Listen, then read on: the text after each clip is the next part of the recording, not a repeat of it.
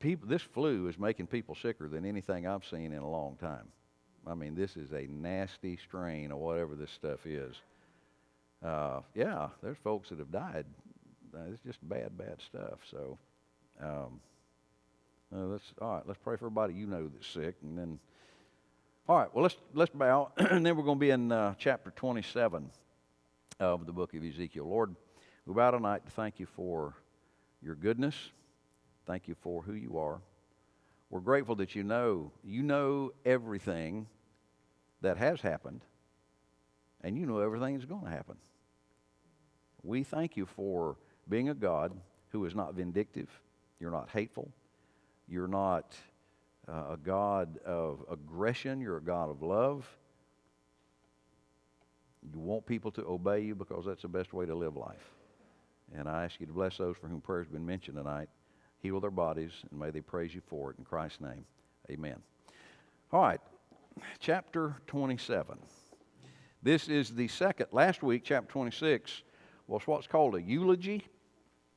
And a eulogy is, there's a certain part of a funeral where someone stands up, or maybe more than one someone stands up, and they say something in praise of the deceased.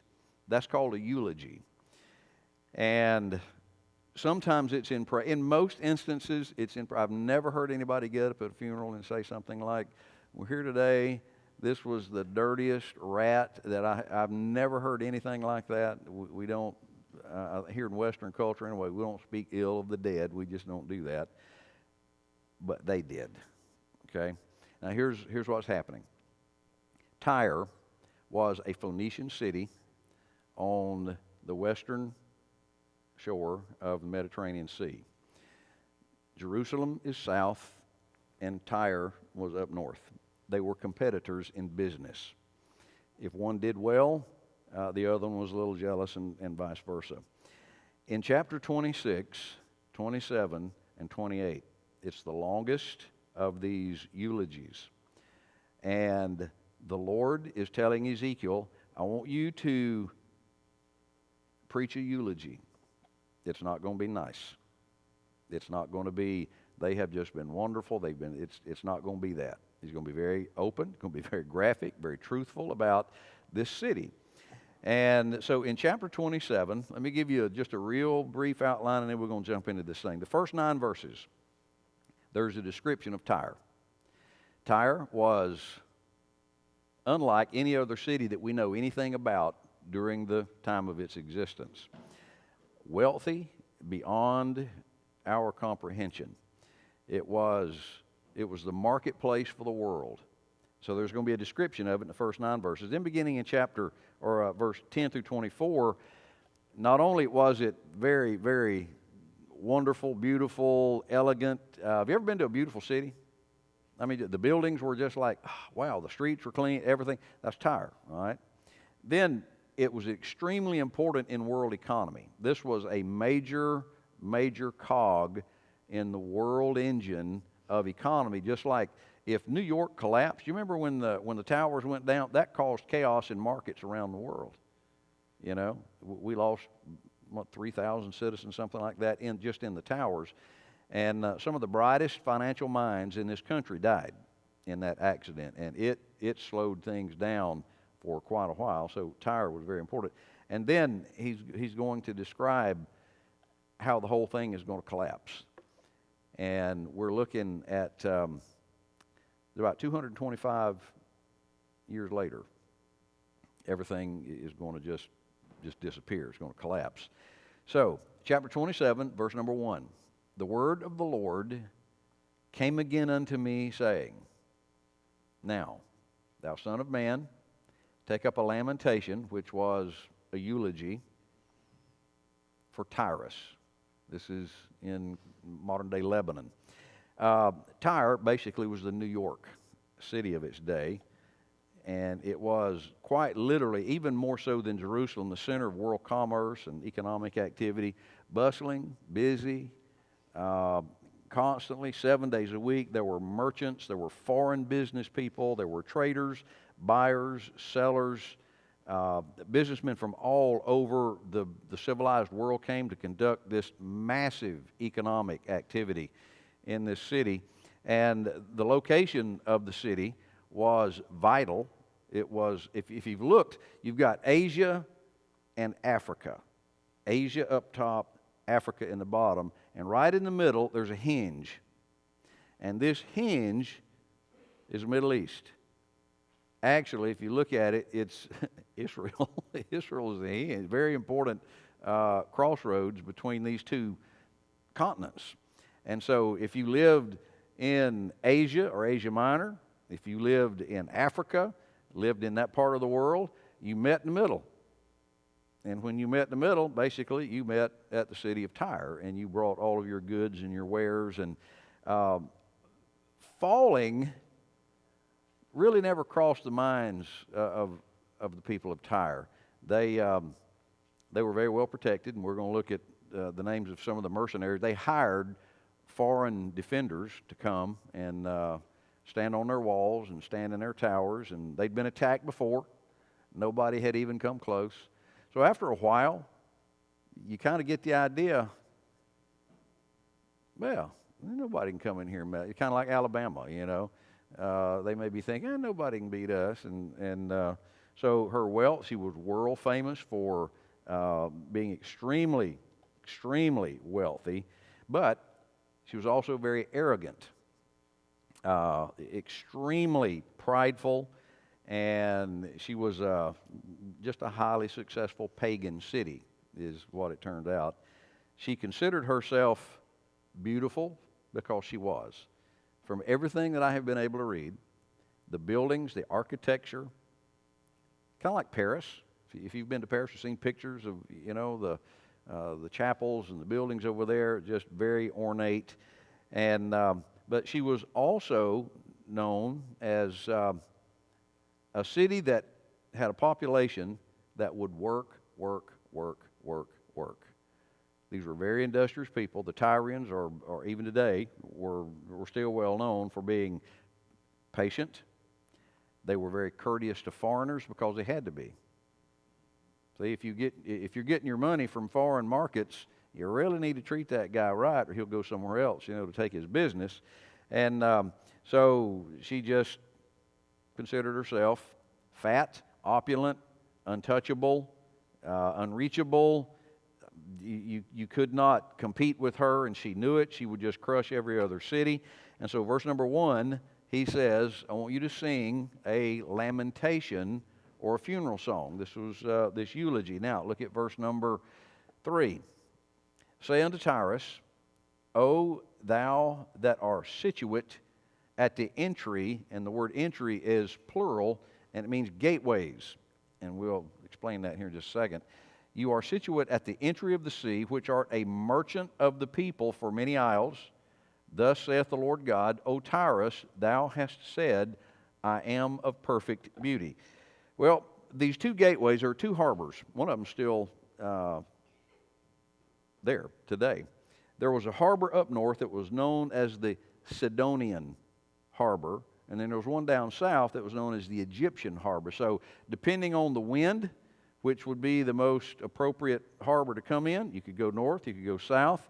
And the island, it had it had the front facing the open Mediterranean, like this, and these harbors were just cutouts, just perfect cookie, you know, like somebody took a cookie cutter and cut this one out. And so they could host ships, huge ocean-going cargo ships, either north or south. And the Bible says that thee are a merchant of the people, which meant that it was the international marketplace, is what this is talking about. So her position in world affairs caused a great deal of pride to develop among its citizens. To be honest with you, kind of like the United States, I think we think that we're so powerful militarily, who's going to attack us? You know, who could come against us as a nation? Well, 19 high school dropouts brought us to our knees on September. You remember that? And so it let you know, it doesn't matter how many troops you have on on guard, or how many tanks or how many nuclear weapons you have, there's always a way. There's always a way for somebody to do you harm, and that happened here. And so verse number 4 says that the borders are in the midst of the seas, and thy builders have perfected thy beauty. Now, what he's going to do, he's going to give us a metaphor. And the metaphor is he's going to liken this city on the shore to an ocean liner. And this ocean liner is just like, oh my goodness, the pearl of the seas, or whatever, the Queen Elizabeth II. There's a QE2 that's supposed to be this opulent, fabulous ship. And so he's going to describe the sails, the seats, the rowers.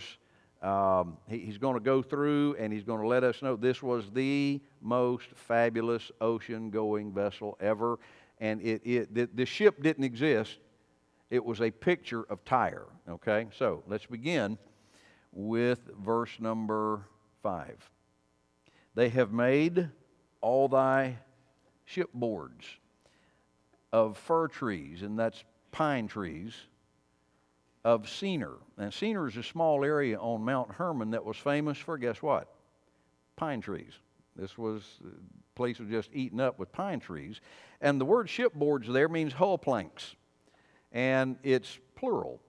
And so what he's talking about, there was a matching hull plank on the other side of the ship that corresponded to this one. So you had one here, you had one here, here. And so these things were matched. These were matched boards on either side of this ship made of pine trees from Senir. They have taken cedars from Lebanon to make masts for thee. Well, guess what Lebanon today is famous for?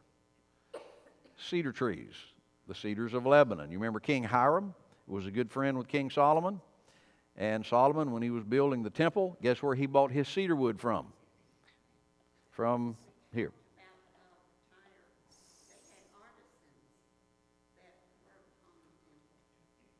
Oh, yeah.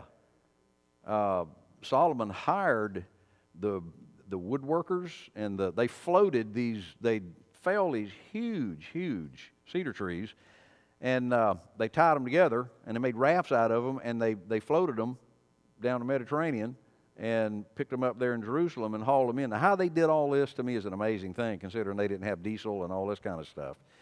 But verse number 6 now. Of the oaks of Bashan have they made thine oars. The company of the Asherites have made thy benches of ivory, brought out of the isles of Chittim. Now, verse number 6, Bashan is northeast of Galilee, and it was known for its oak trees. So it's a huge stand of oak trees, and they were used for ship oars.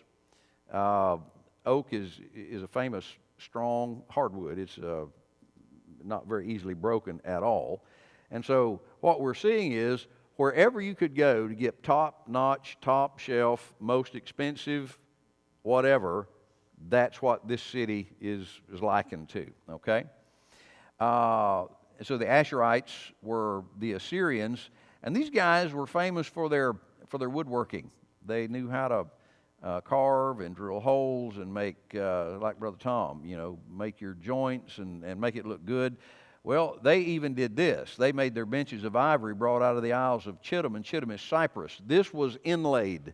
So you've got this wood bench where your rowers would sit, and it had ivory inlay. Now, inlay work is gorgeous if it's done right. And so these guys, even the bottom of the crew, the rowers sat on these inlaid benches. And verse number 7, fine linen with broidered work from Egypt was that which thou spreadest forth to be thy sail.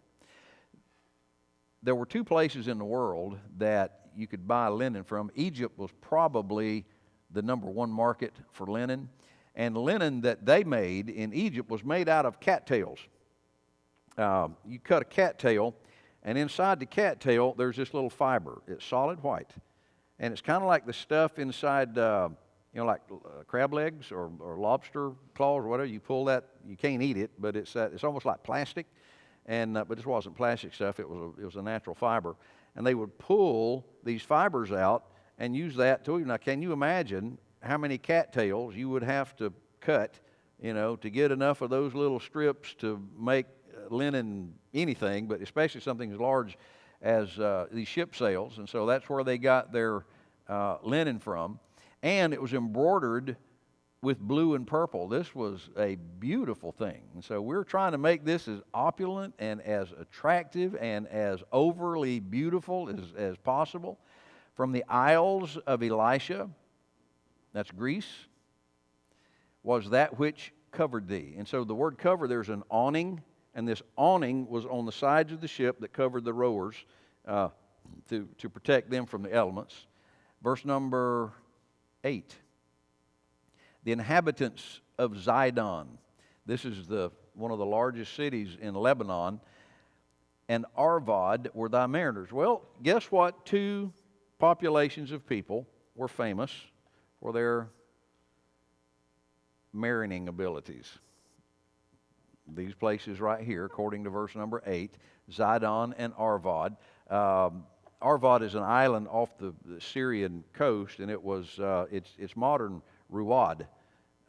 If you want to look that up on the map, I doubt you would. But anyway, no expense is being spared here in the construction of this city. And early Phoenician ships, we have discovered, they had 50 oarsmen. All right, you got 25 on each side, and these guys would sit usually in the lower part of the ship. That was your motor, your engine. And these things could scoot. But now, later, the kind of ship that we're talking about here, according to the language, this particular kind of ship would be big enough to have 200 oarsmen with banks of 2 to 3 sets of oarsmen. These things could fly. Now, if you've got 200 oarsmen, you've got a rather large ocean-going vessel here. And, they just absolutely spared no expense. I don't know what else to keep saying other than this was just ridiculously overbuilt, basically. All right, verse number 9. The ancients of Gebal. And ancient, the word ancient there, it's kind of an odd word that we can't find exactly the English equivalent. The word senators is one word that's translated here. But these were onboard shipwrights. All right, these guys were responsible for if a crack appeared, if things started leaking, they were responsible for fixing the crack. All right, and they would caulk these cracks. Verse number 9 says, the ancients of Gebal and the wise men thereof were in thee, thy caulkers, all the ships of the sea with their mariners were in thee to occupy thy merchandise. And so the ship had all kinds, it had South Africans, it had North Africans, it had Libyans, it had Syrians. We're talking about business people from all over the world. Verse number 10. They of Persia, that's Iran, and of Lud, these were archers that they hired to protect themselves, and of Phut is Libya, today, modern Libya. They were in thine army, thy men of war. They hanged the shield and helmet in thee, and they set forth thy comeliness. In other words, when you came into town, you knew these guys were on the job. Okay? It's like when you go in a firehouse, they got their coats and their hats hung up. Somebody's on the job. And the best thing to do is not mess with any of the businesses or the business people in Tyre, because there's somebody watching you. Cameras were on. Verse number 11. The men of Arvad with thine army were upon thy walls round about. These are not Tyrians. These are people that were so wealthy they could hire somebody to be their bodyguards. Then they also had Gammadims. Now, the word Gammadim could go one of two ways. It means short sword soldiers. Now, here's what we're not real sure of. Short sword, did they carry short swords? Or short sword shoulder soldiers were they pygmies? So we're not real sure, but everybody that I have read about leans toward pygmies. These were little bitty guys that were hired to help protect the walls here. So they were gambadims. They were in thy towers. They hanged their shields upon thy walls round about. They have made thy beauty perfect. Tarshish, this is in Spain, it's Tartessus, was thy merchant by reason of the multitude of all kinds of riches, with silver, iron. Now we're going to get into, I think it's 37 specific products that they were famous for trading in here. And so all kinds of riches with silver, iron, tin, and lead. They traded in thy fairs, and the word fairs just simply means shops. And so they had separate buildings in Tyre where they would sell Princess House stuff. They sold copper pots and pans, and they sold swords, they sold knives, they sold saddle blankets, they sold horses, mules, spices, all kinds of things. Verse number 13, Javan, which was the father of the island of Greece, okay, Javan, Tubal and Meshach, who were up between the Caspian and the Black Seas. These were peoples that came from modern-day Russia. Excuse me. They, let's see, where were we? Meshach, and they were thy merchants. They were traders. They traded the persons of men. That mean they traded the persons of men. What that means is they were slave traders. And these slave traders, what we're looking at here is female slave traders, or female slaves that were traded, and they were sold as members of harems. If a guy's trying to build his harem up, go to Tyre and buy you 4, 5, 6 women.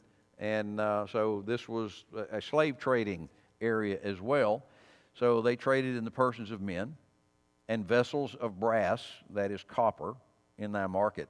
So they had a way of smelting copper, making all kinds of, this basically was cooking utensils, so these people had metal pots to cook in. They of the house of Torgama, now that is modern day Armenia. So these are Armenians, traded in thy fairs with horses and horsemen and mules. And so they had everything from cooking pots to riding horses and mules. The men of Dedan were thy merchants. Many isles were the merchandise of thine hand. They brought thee for a present horns of ivory and ebony. And that phrase present means this was their currency. This is what they brought, and these are elephant tusks. So they brought elephant tusks as their payment if they wanted 50 copper pots, or they wanted some horses or whatever. They traded these things, and so, well, I'll give you 5 elephant tusks, and you give me 2 mules and some copper pots. And so this was all part of the international currency that they were using. Syria was thy merchant by reason of the multitude of the wares of thy making. They occupied in thy fairs with emeralds, purple, embroidered work, and fine linen, and coral, and agate. Judah and the land of Israel, they even did business. The Jews came up to Tyre and did business, and they traded in wheat. And the wheat that we're looking at was from Minnith, and that was an Ammonite city near what we know as Heshbon, and it's mentioned in Judges chapter 11, verse number 33. And anyway, it was just an area of that part of the world that was very famous for its wheat. Like, who's it here? Kansas? Kansas is well known for its wheat, and Nebraska and all that out there, and we're not known for that here. But now, verse 17, Judah and the land of Israel, they were thy merchants. They traded in thy market wheat of Minnith and Panag. Anybody know what panag is? It's syrup made out of grape juice. It was booze. Okay, so you could go there and get your panag, and honey, and oil, and balm. Balm is balsam wood.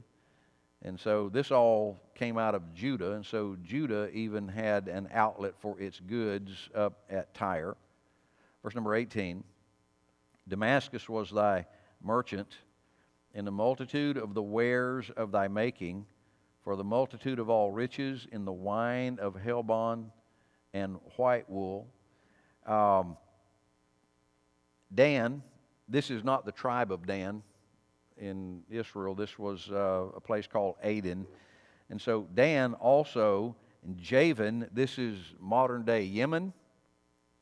Javan, going to and fro, occupied in thy affairs. In other words, they brought stuff, they took stuff, they brought stuff, they took stuff. They were constantly in and out.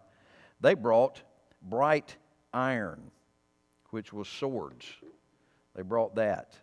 Cassia, calamus. This is perfumes. Calamus is like a cane that's got a real sweet fragrance to it. They were in thy market. Dedan was thy merchant.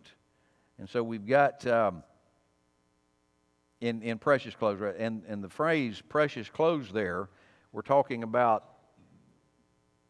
beautiful top, cloaks, I guess, poncho kind of things. And you could buy beautiful ponchos here. And verse number 20 goes on to say, or rather 20, Dedan was thy merchant in precious clothes for chariots, and we're looking at saddle blankets for their horses. Verse 21, Arabia and all the princes of Kedar, they occupied with thee in lambs, rams, goats. In these were thy merchants. The merchants of Sheba, that's Arabia, and Ramah were thy merchants. And so you're getting the idea, and he's not finished yet, but just on and on and on. How many people do business with New York City every day in the stock market? Oh, my word. You know, so we're getting a list of stock market participants here and the things that they traded. Verse number 22, they occupied in thy fairs with chief of all spices, and with precious stones and gold. Haran, that is the city of Nahor, that's where Abraham's father died. Cana, which was a Mesopotamian city that was built by Nimrod. And Eden, the merchants of Sheba, Asher, Kilmad, were thy merchants. And I'm not going to define all of these. It's just north, west, east, south, high, low, left, right, up, down. This was the place you came to sell your goods and your services. So the deal is, if you've got... Most of our spices come from the South Sea Islands. A lot of our spices do. Okay. So, do they grow spices on this barren land? Oh, here? You mean here? Yes. The places where they came from, the spices were plants. You know, and cinnamon is tree bark. It's the inside of a cinnamon tree, you know, and yeah. So, let's see. We are in, what, 24? These were thy merchants in all sorts of things, in blue clothes, broidered work, in chests of rich apparel, bound with cords, made of cedar, among thy merchandise. The ships of Tarshish did sing of thee in thy market, and thou wast replenished and made very glorious in the midst of the seas. So, if you wanted to mention a city that was just the apex city of the earth, this is the city. It was untouchable. It was indefensible. You could not do anything to get into this city if you were trying to attack it. Now, verse number 26.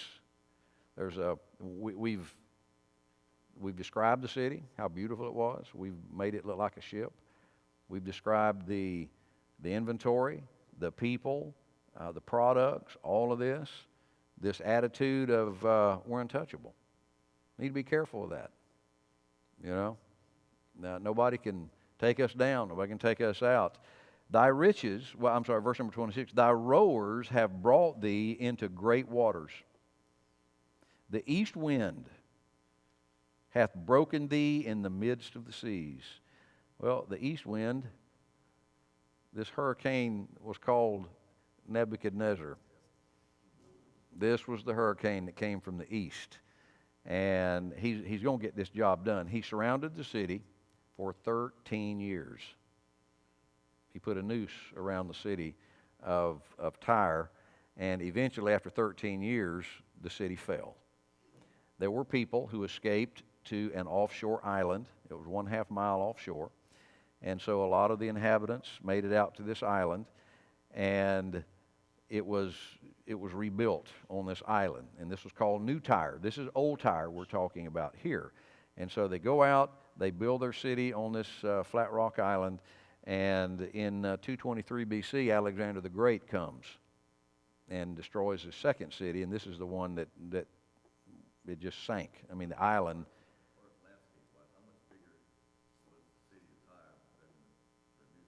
Actually, the new city was bigger. It was an island. Yeah, pretty good sized island. And when it fell, all of it was left as far as valuables there that nobody grabbed because things were tore up. There were things covered up that Alexander the Great uncovered. He probably found a ton of them. Well, yeah, that's where they found the stones and the lumber to make this causeway.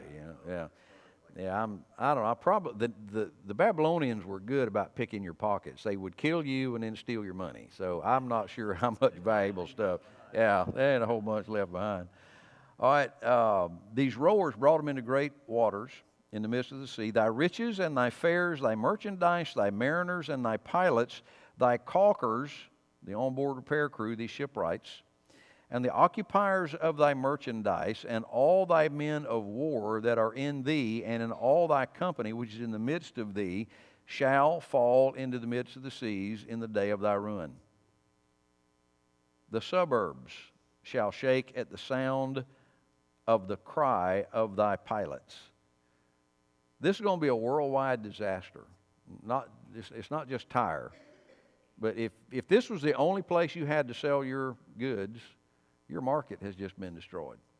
And there were people all over the world. This was their Amazon marketplace. And now that's gone. All that handle the oar, the mariners, and all the pilots of the sea shall come down from their ships. They shall stand upon the land. They're going to beach their ships and get out, and they're going to just like, what in the world happened here? It's gone. And shall cause their voice to be heard against thee, and shall cry bitterly, and shall cast up dust upon their heads. They shall wallow themselves in the ashes. Now, it's not because they love these people. Oh, my goodness, our friends are gone. No, their market has been destroyed. The very thing that they thought would never collapse has collapsed. Their economy. All right? And you keep your ear, and I'm sure most of you do.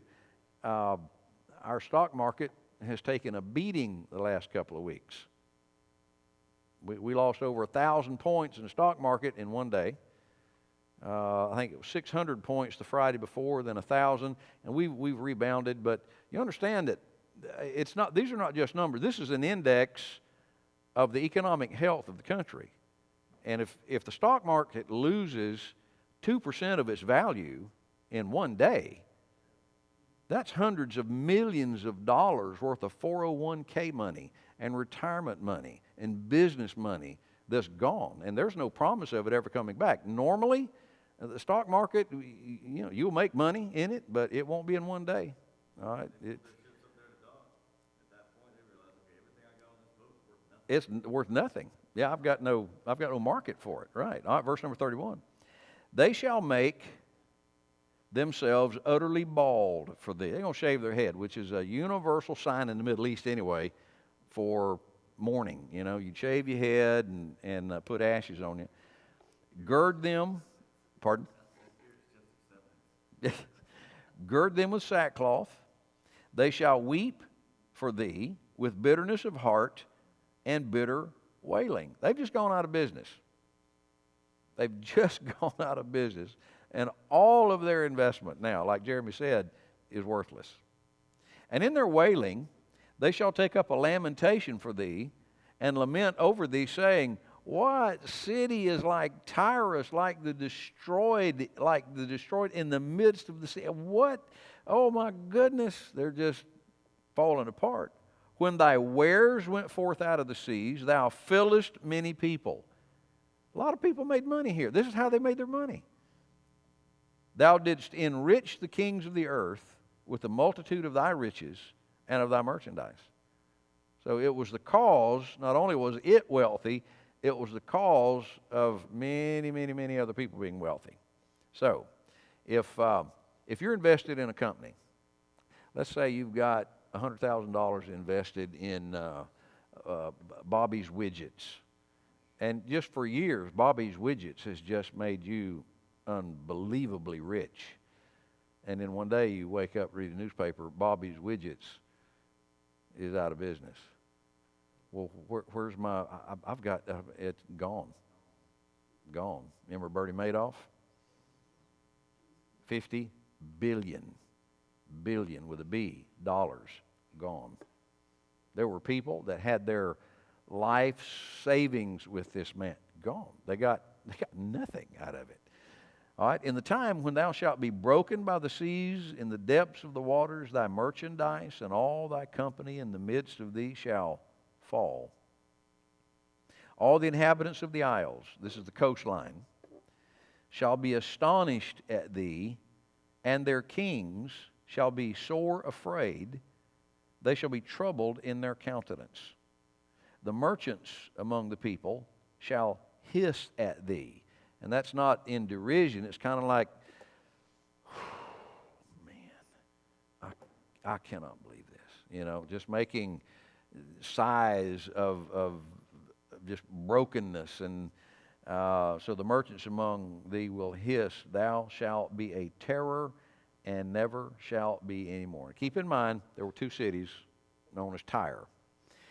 And Nebuchadnezzar came from 586 to 573. He strangled the onshore city. Okay? 13 years, and then he destroyed it. Destroyed all the buildings, took everything that was of worth, and left.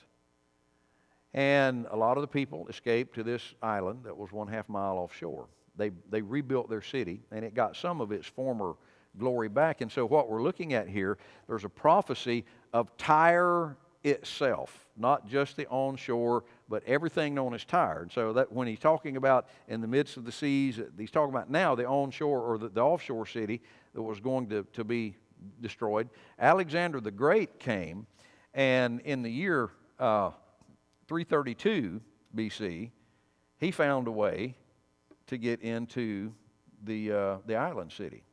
He took the rubble of Nebuchadnezzar's mess, and they just made a big sidewalk, just a great big sidewalk. And it was not easy. This was like, if I'm not mistaken, around 8 months it took to get all this stuff done. And finally, after some funny stuff, I told you last week, he brought his ships up, and they were trying to bust a hole in the wall, and so Tyrian divers would go down and cut their anchor ropes, and the ships would drift off, and so he replaces anchor ropes with chains so they can't cut those, and so it was like a tit for tat for a long time. But finally, he just wore the Tyrians out and got in the city and took the city, killed about 8,000 of its inhabitants, either in the actual day of the battle, or he crucified a lot of the soldiers. He just took them back to the shore and crucified them on the shoreline by the thousands, and sold about 40,000 men and women into slavery. And that was the end of even what we know as New Tyre on this island. And We don't know why. Well, actually, we do. I guess I should say we don't know how. This island just sank out of sight. It's gone. Now, you can still see the causeway. It's underwater, but if you're flying over or have a satellite picture of it, you can see the causeway that Alexander the Great built out to this.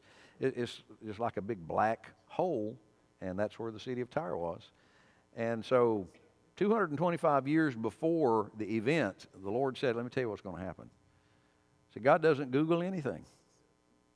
It's amazing that there's a person that is aware of everything. Nothing is hidden from this person. Nothing. You know, and yet we sneak and hide around and think if we can get away with something, if I can hide something from Sandy, then nobody knows. God knows everything. You know, now, we don't. You know, you can sneak and do something around me and I never know it, but you don't do that with God.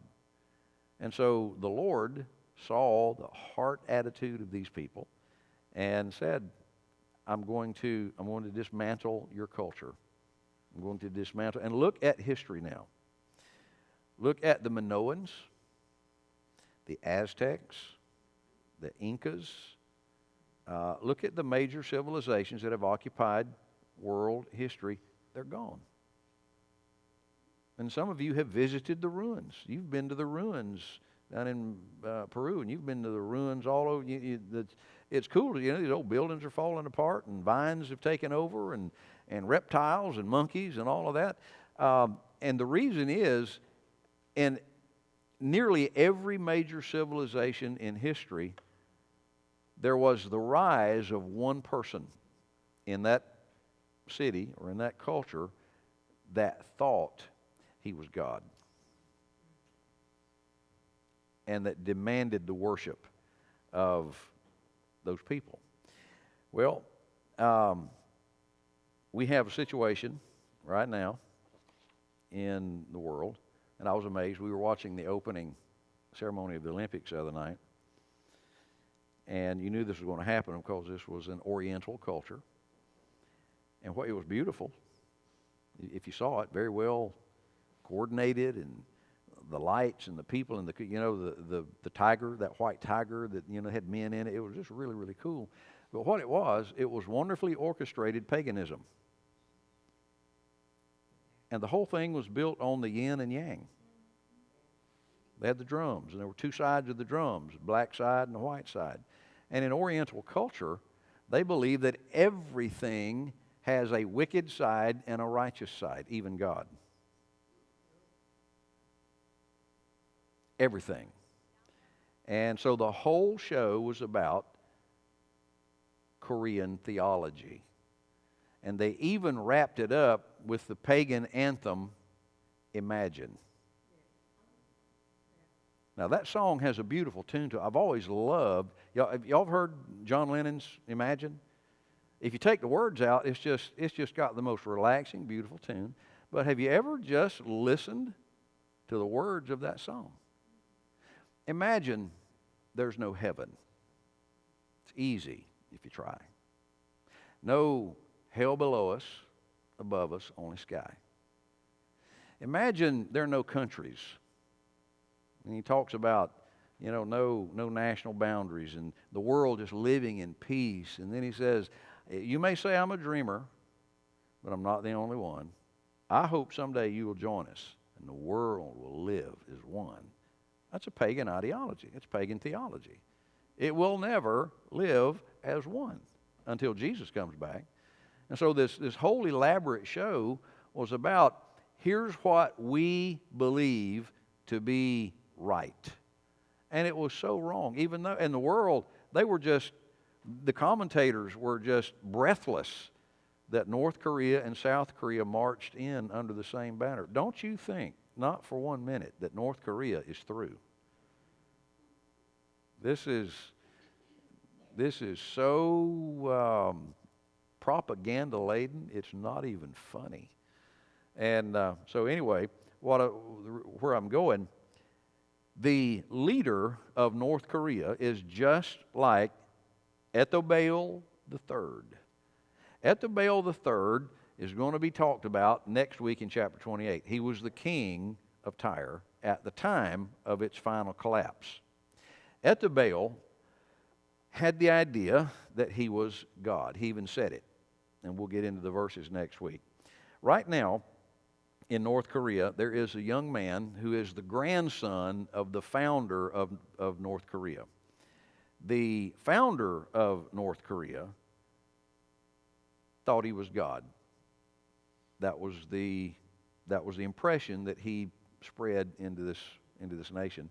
When he died, which was kind of conundrum to me that your God can die. But anyway, his son took over the helm of the nation, and he taught the same thing. North Koreans are required to worship their president. They're required to do that. They are required by law to have this picture right here in the most prominent wall in their house. There's Grandpa, there's Dad, and there's the little weasel that is the dictator now. Kim Jong-un, I believe is his name, who's got his sister at the Olympics, you know.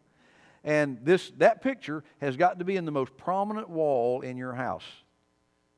And they are taught that this guy can read your mind from a distance. And so this mind control is all this is. You got to think good thoughts about him and think positive thoughts about this guy. And North Korea believes in a religion called Juche. And Juche it's the idea that this guy is what they call, this is their term, not mine, the omnipotent genius. That's what he is. That's what they call him. You know, well, if he's so omnipotent, he gets you these sort of clothes. But let me just read you a little bit about this. And you say, well, you know, the Tyrians, that is just so pagan and ancient and old. No. That's still going on right now. Juche permeates all aspects of the North Korean society. Juche is most often thought to be a socio-political ideology. In reality, Juche is a religion, and North Korea's 25 million adherents make Juche the world's fifth largest religion after Christianity, Islam, Buddhism, and Hinduism. Moreover, Juche is modeled after Christianity. Instead of God the Father, Juche worships Kim Il-sung, the founder of North Korea, who died in 1994, and continues to rule today as North Korea's, quote, eternal president, end quote, and official head of state. Juche teaches North Koreans that one day they will be reunited with Kim Il-sung and live forever with him. Instead of God the Son, Juche worships Kim Il-sung's son, Kim Jong-il, who until his own death in 2011 reigned as his dead father's servant. Instead of God the Holy Spirit, Juche worships Kim Jong-il, the mother of Kim Jong-il and the wife of Kim Il-sung. So this family is a multi-trinity. Juche requires North Koreans to bow daily to the three Kim's portraits that must hang on the mass walls of their homes. Neglecting proper care of the portraits is a capital crime. And North Koreans are praised for rushing back into burning homes to save the portraits of the three Kims. The death of Kim Jong-il in 2011 led to the ascension of his son, Kim Jong-un, who is expected to eventually replace his grandmother in Juche's idolatrous trinity.